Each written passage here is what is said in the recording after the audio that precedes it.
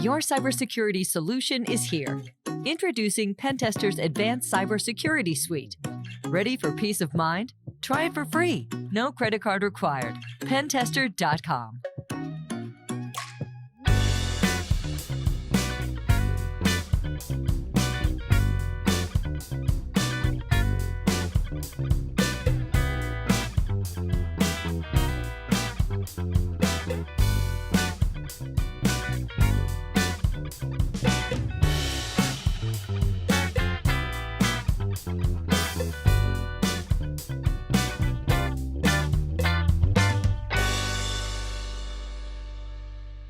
My name is Anthony Ruggiano, and welcome everybody to Informed Gangsters. And if you like my content, please hit the subscribe button and ring the bell. Also, don't forget to check out my Patreon. I got a lot of new content, coming in on the new year. Membership started at $1. Check it out. Also, check out my merch. I got some nice stuff on there. Before we go, I just want to apologize for my voice. I have a sinus infection, and I have some kind of drip going on, and it's affecting my vocal cords. Hopefully it will clear up in a couple of days from the medication I'm on. It's just part of the wreckage of my past. I haven't done cocaine in 36 years, but, I damaged my sinuses from being stupid or whatever you want to say, and I'm still paying the price for it. So excuse my voice. So today I'm going to touch on a topic that not many people speak about, and it's mob lawyers and what kind of people they are. And, and it's funny because Jerry Capisi does a thing every year at the end of the year on his Gangland about who's the best judge, who's the best of this, the year's best. And this year, the best attorney, best mob attorney was Ronnie One-Arm Trucchio's attorney, who got him out on passionate release. And I'm going to put a picture up of what freedom looks like. This is a picture that was sent to me of Ronnie when he first got out of prison. I'll put it up on our show for everybody to see. I'm happy that he's home. He's a good friend of mine, but that's what freedom looks like. But I want to talk about the dark side of mob lawyers, because that's what nobody really knows, and how the government hates mob lawyers, not because mob lawyers win, because the government wins 90% of the RICO cases. Most of us take pleas. Very few of us go on trial. Some of us are just lucky that we beat these cases, because basically, let's face it, every mob case I was involved in and every mob case I know of, the people that were indicted were guilty of what they were indicted for. Murders, drugs, everything. Did some of them get found not guilty? Yes. Do guilty people get found not guilty? Yes. Do guilty people get found? Do not guilty people get found guilty? Yes, they do, unfortunately. But mob lawyers are in a class of their own. They're criminals. Basically, they know what we do. They know who we are, and they defend us. They befriend us. They come out partying with us. They kiss us. Bruce Cutler thought he was a wise guy. He used to come into the Ravenite, kissing everybody, shaking everybody's hand. He praised John Gotti, praised him, and knew that John Gotti was a cold-blooded murderer, but he praised him and defended him.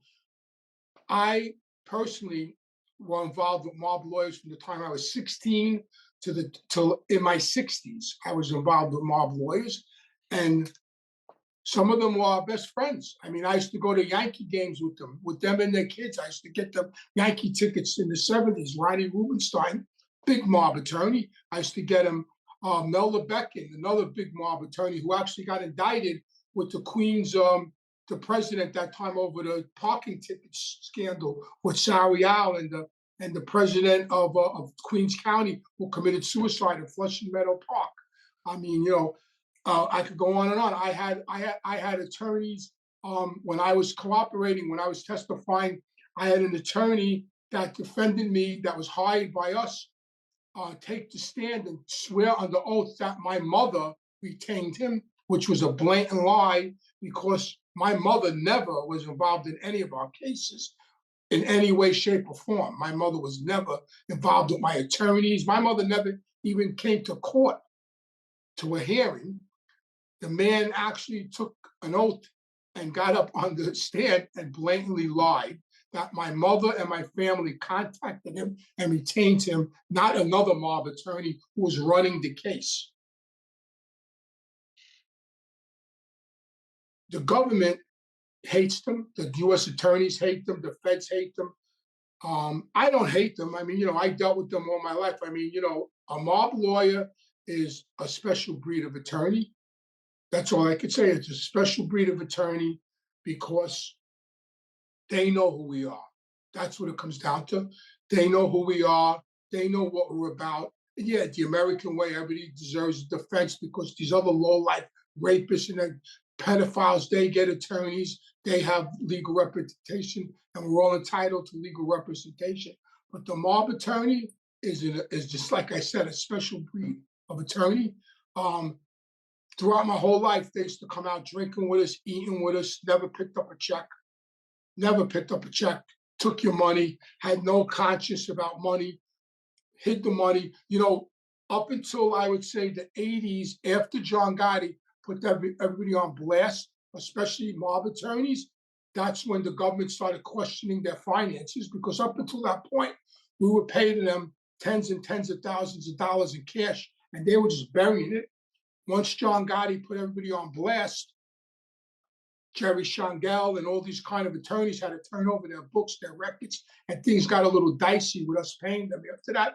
And if you remember, some of the attorneys, when John finally did get convicted, they picked up attorneys on a bug in the Ravenite, and they disqualified Jerry Shangel and Bruce Cutler and Pollock and all of them off John Gotti's case, and he had to get a new defense team, and he unfortunately got convicted when Sammy cooperated.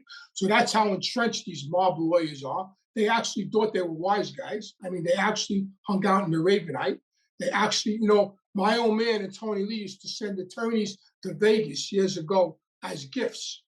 They would come to my old man to get them junkets to go to Vegas, get them tickets for Broadway plays, get them tickets for Yankee games. I mean, the mob attorney is part of the mob. This is how I could end it.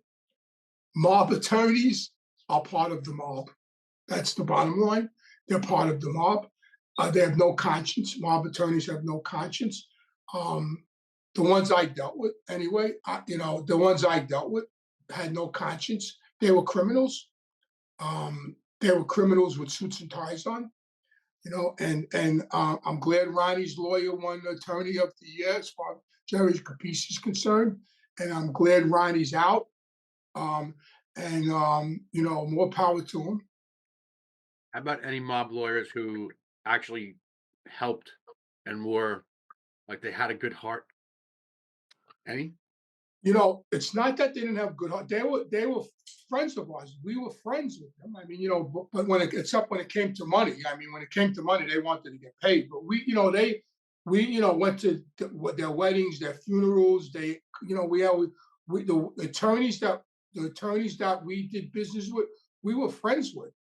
I used to take their kids to Yankee games. We used to, in the 70s, in 1977, we were all at the Game 6 when Reggie Jackson hit the 3 home runs. We were friends. We were all friends. But they have no conscience. These mob lawyers, they have no conscience. I mean, a lot of them. I mean, it's just, like I keep saying, they're a different breed of attorney. Gangsters. Yeah, and the government hates them because the government knows what they're about. The government hates them.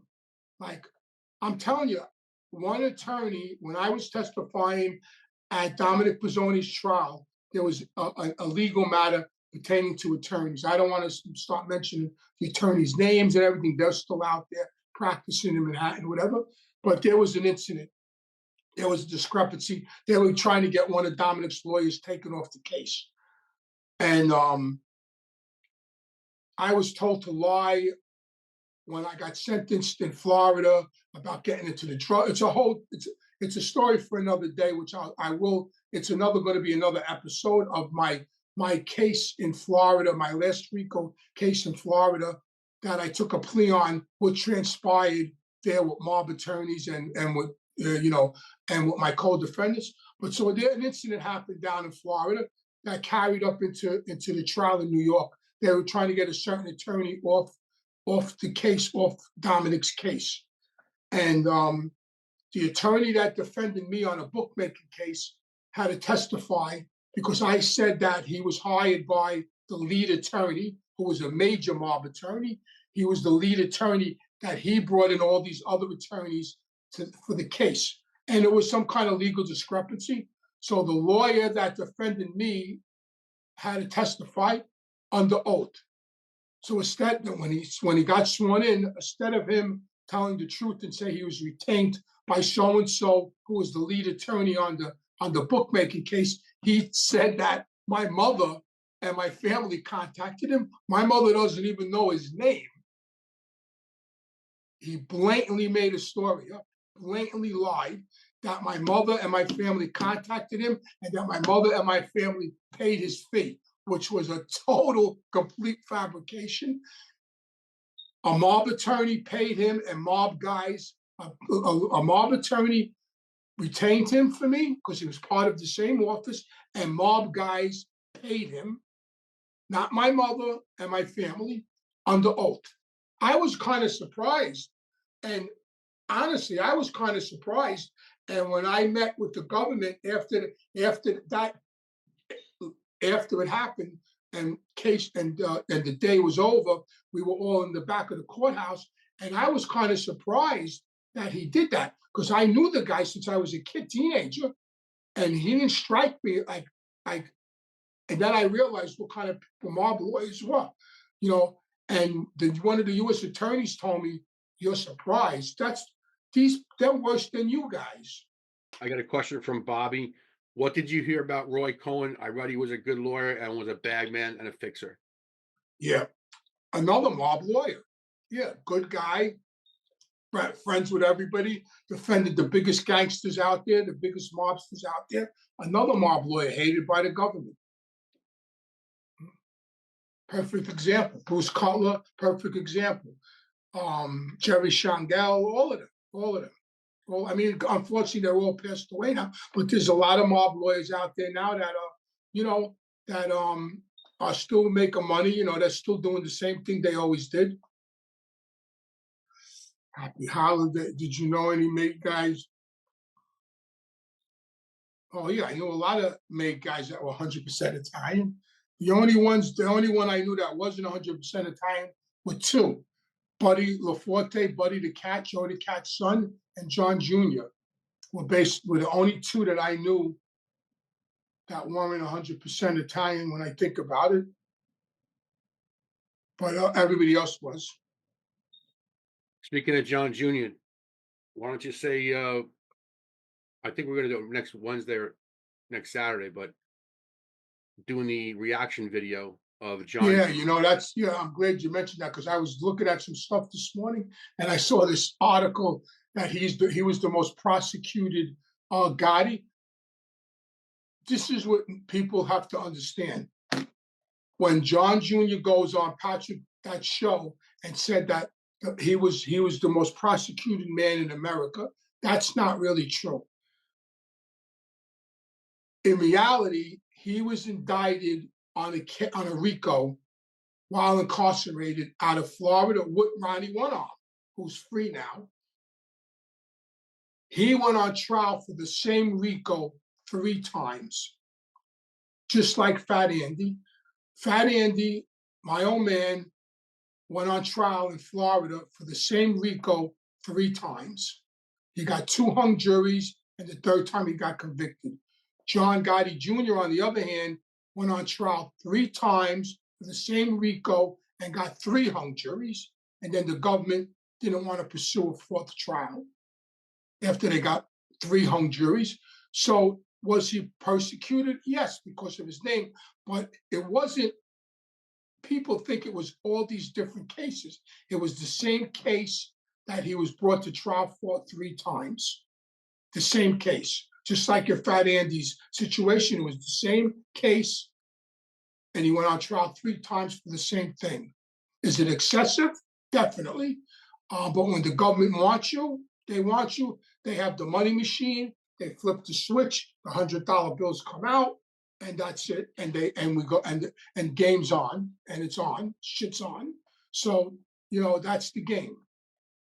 But to say prosecuted, it's the same case. It was the same case over and over again. Let's see what else. What year and for what reason John bricked up the facade of the Raven? He bricked it up right away. I mean, he bricked it up pretty much soon as he took over. Soon as he took over the Ravenite, he bricked it up. The reason was, I guess, so nobody could see in. How about a story about the shootout in the parking lot at Causeway 156th back? That's a story. I could tell that story. That's when Anthony Stabile was murdered by Banky. We could do a show on that. I'll get to that when that happened. That the shootout on Causeway Boulevard back in the day. That's when Anthony Stabile was gunned down on Causeway Boulevard, and a few other people. We could talk about that. I think if anyone is to be believed, it's John Jr. Notice that you are getting tight these days and start stirring the shit. Who you're going to be talking to next daylight? That's everybody's entitled to their own opinion. If you want to believe John Jr., that's fine. If you want to believe me, that's fine. I know the truth better than you. I've been there. I lived it. I was there. People got to remember, I grew up in Ozone Park. I moved to Ozone Park in 1959 to the day I left. Nothing that went on in that neighborhood, pretty much I didn't know about. When I was a criminal, John Jr. was in military school. Some people, and I'm not knocking anybody, some wise guys' sons that got made, that got into the life, were never criminals. They were just so-and-so's son. The difference between them and me, I believe, is I was a criminal. I committed crimes. I was in the street. I got arrested for and that's the difference between me and a lot of other people. But I do know the truth. How many times total arrested? My rap sheet's 8 pages. So let's go from there. A lot. 5 Ricos, a lot of times. Let's see what else we got here. I got a question. Yes. The cannoli scene in the movie The Godfather. Excuse me? Is that real? The cannoli scene in The Godfather. Yes. Is that realistic? Yeah, it's cold-blooded murder. Of course it's realistic. Why not? Yeah, definitely. Yeah, It was a great scene. I'm saying the way it was done. Yeah. Pull over, shoot the guy in the head, and a car following him, without a doubt. That's the way hits were done. Yeah, for sure. Definitely. Okay, yeah, because I was curious. So. Yeah, no, definitely, without a doubt. And then I got one from Bobby Anthony. Tony Lee, a better cook or Fat Andy? That was a good question. That was a big fight.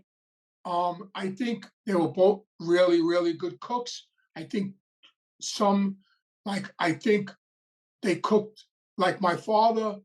Pasta Bazul was great. Tony Lee made fantastic soups, like really hearty, really good soups, and pasta and peas. And they had some made certain dishes better than others, but they were both really good cooks, and they used to argue all the time. But they were both really good cooks. Let's see what else we got here. Another question about John Jr. If he was shelved, why does it matter? He was a civilian. Listen, his father didn't shelve him.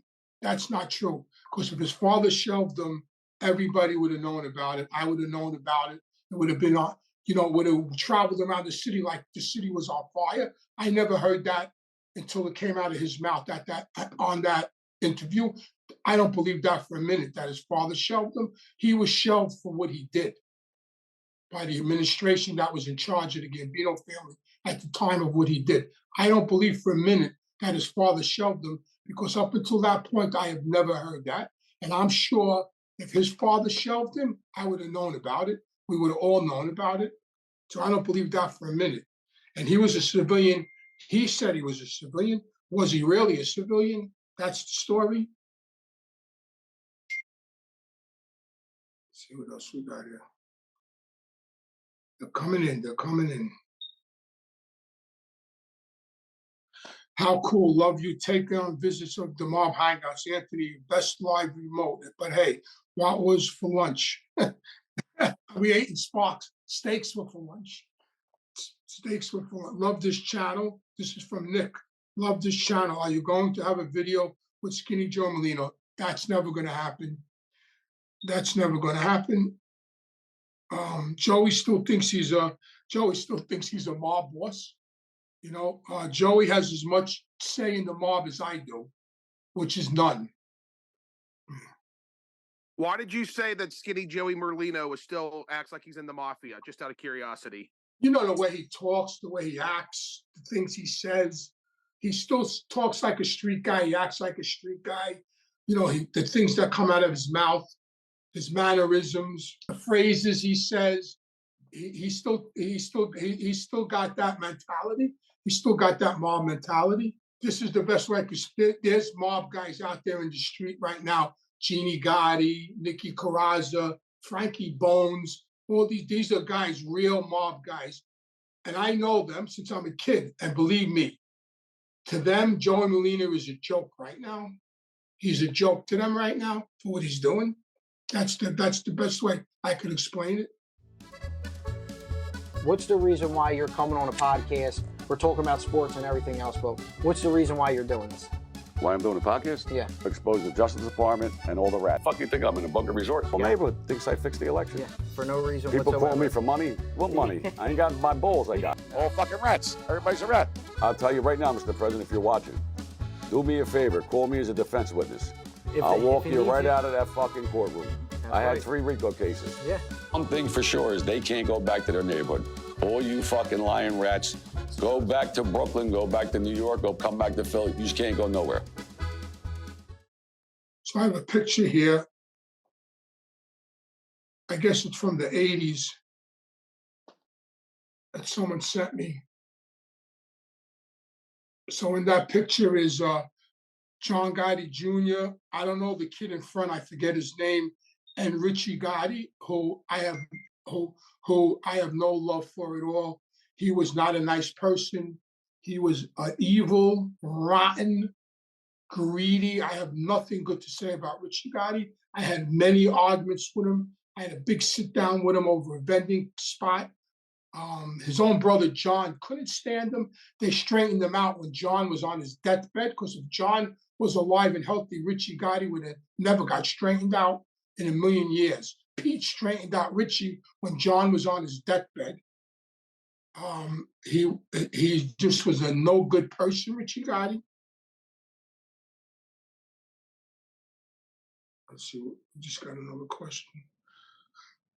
So I just got a thing about my former gangsters, 430,000 views. I just got a graph with all my views. My views are going up. I want to thank everybody for that. Appreciate it. I just hit 40,000 subscribers on my my YouTube channel, which I want to thank everybody for. Got a question from Colin. Has a mob lawyer ever been whacked? To my knowledge, no. One of their fathers were murdered. A mob lawyer that's still out there. His father was a wise guy who was murdered. Tony Mira. He was murdered. Not to my knowledge, no. Family members, yes, but not the attorney themselves.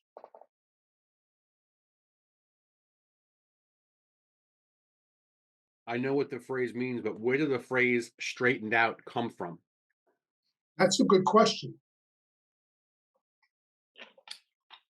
It's a phrase I've been hearing all my life since I've been, from when I was 15 years old. I guess it's like straightened out. Your life gets straightened when you get made. Your life gets straightened out you're on a path. straightened out. You know what I mean? I guess where it originated from, I don't know, but it means that you're probably on this straight and narrow path now into the mob. You weren't straightened out in the mob, but the real version of straightened out. Would you describe yourself as straightened out? No, because I was never officially. I was proposed. I was recognized. I was proposed. The last conversation I had with a captain in the Gambino family was, my name was passed around again. Everything's approved. You have permission to represent yourself now. Everybody knows you don't need to go sit down with anybody. You could sit down for yourself. I had permission to sit down with guys that had the ceremony.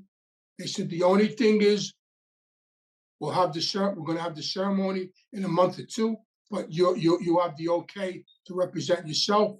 Everything's straight. Everything's good. And a week later, I was arrested for murder, and the ceremony never took place. Thanks for sharing that.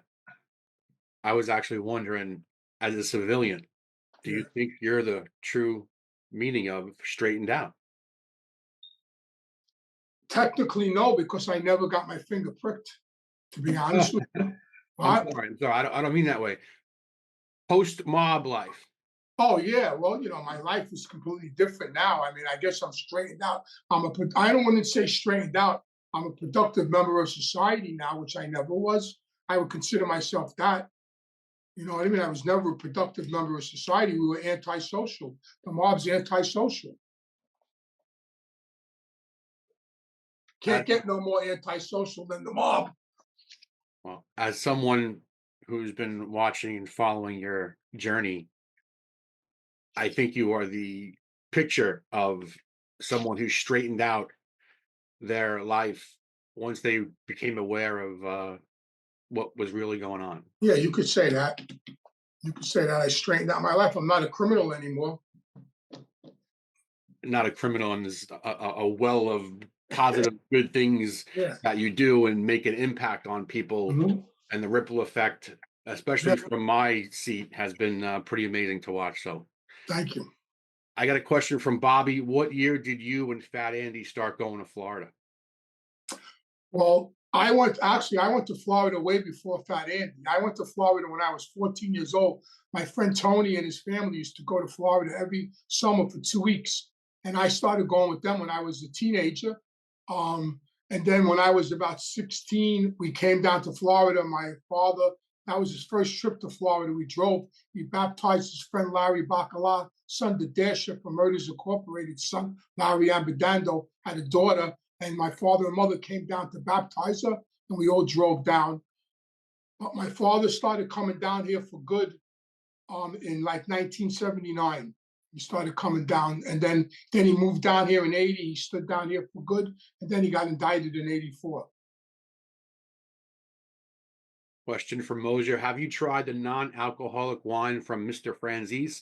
If so, what are your thoughts? I'm considering trying it. No, I don't recommend anybody in recovery try anything non-alcoholic. It's just a trigger. There's no reason for it. I don't need to taste wine or beer, and I don't believe that there has to be some little bit of alcohol. I know in the beer, I'm not going to say anything about Michael's wine. I don't know about it. He told me he was coming out with a non-alcoholic wine, which is good. But I know in the non-alcoholic beer, there's still a little trace of alcohol. And I believe that anybody, especially people in early recovery, shouldn't do it. It's like snorting cut. Like if I'm going to do cocaine, am I going to do cocaine or am I going to snort the cut? I mean, what's the point of it? What's the point? And just paying some appreciation. It's end of the year, and the #1 video you had was with Sammy, you, and Gene that showed on your channel and Sammy's, and that had 430,000 views. Do you know what was second for the year 2024? Do I know it was second? Yeah, the second video from that, as far as views. Hold on. Yeah, New York's most notorious. That was the grave. We visited the grave. The graveyard video, 163,000 views. And all the top videos have Sammy's name in it and Michael's name in it and Gene's name in it. The three people that everybody else keeps bashing. So there you go. There's the proof right in the pudding, right there. The three people that everybody bashes on all these other channels are involved in my three biggest videos of the year. Thanks to them.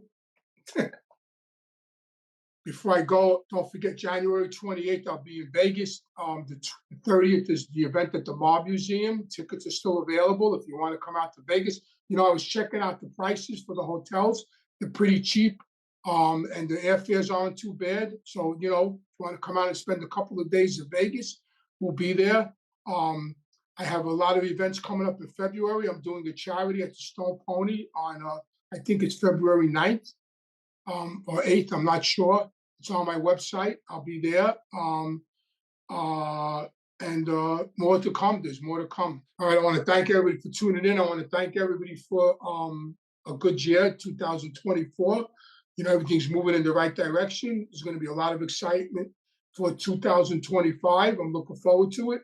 So I want to thank everybody for tuning in. And if you like the content, please hit the subscribe button and continue ringing the bell. Also, please don't forget to check out my Patreon. That money helps my content, helps me build my channel. Memberships only start at $1. There's a lot of good stuff on there. Check it out. And also some of my merch. Check out the merch. The Fat Andy t-shirts are really cool. So check them out.